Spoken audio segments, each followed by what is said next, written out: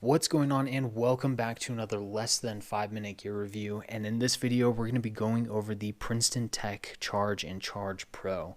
Now these guys are going to run you roughly between $125 and $130, and it ultimately boils down to what battery type you want to run. Do you want to run a AA, which is going to be the 125, or do you want to run the CR123, which is going to be the $130? My recommendation when looking at both of them, just determine what batteries you use the most with the rest of your equipment and then gravitate towards that one. For me, the CR123 or the Charge Pro is the preferred method because my lights and lasers, both the Surefire Scouts that I have on my helmet and on my rifle, as well as with the laser, they all run the CR123 battery. So getting this in the CR123 is the preferred option. In conjunction with that, I like running these lights on my left hand side, and I have all of my administrative lights and accessories on my left hand side, so that way I know, and everybody that I work with knows, hey, if you need whatever piece of equipment, it's on my left hand side. My arm board for all my admin stuff, my helmet light for administrative stuff is on my left hand side, pens and pencils and all that, they're all on my left side. So everything left side is admin for me. In conjunction with that, I prefer running this light above the rail rather than beneath the rail. I have one that actually runs beneath my rail, and it gets caught up on my Peltors and my headsets and all of that all the time. Having this run inserted into the rail, but the body of it sticks above the rail, is the preferred method for me. Now, it's completely up to you. There are a couple of different ways that you can set this up, and there are some accessories here that I want to talk about.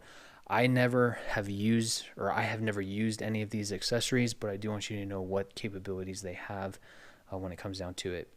When it comes to why you should purchase this, before I jump into that, the why behind it is when setting up your helmet, it's good to have an admin light that's low output, below 100 lumens, and then it's good to have a high output light above 100 lumens for searching and all that. So then you have the ability to work in and around the guys in your unit or your element or organization without blinding them.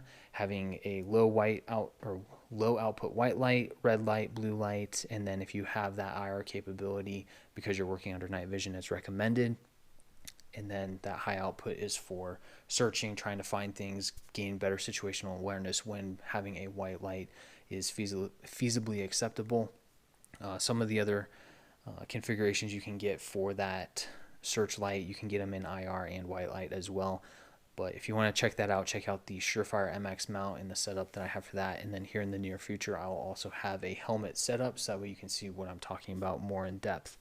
But with that, when it comes to this one that I specifically have, and what I recommend is go with the white light, the red light, blue light, and the infrared. The white light is just a low output white light, so that way you're not blinding the dudes that you're working in and around.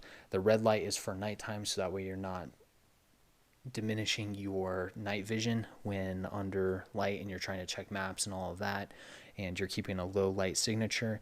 The blue light is working in and around casualties. It'll highlight blood, so that way it stands out, so then that way you can treat that casualty and make sure that they get the proper aid that they need. And then you have that IR for under night vision and not trying to white out everybody's nods with that light. So with that, that's what I recommend when it comes to this light and this setup. When it comes to all of these accessories, though, you do have a handful of different things that are going to come in the package with it.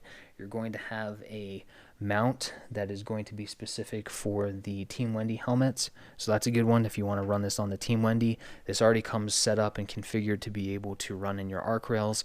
Doesn't matter what the arc rail is, if it's the Cayman helmet arc rail, the Cry Precision arc rail, or the Ops Core, it works on all of them.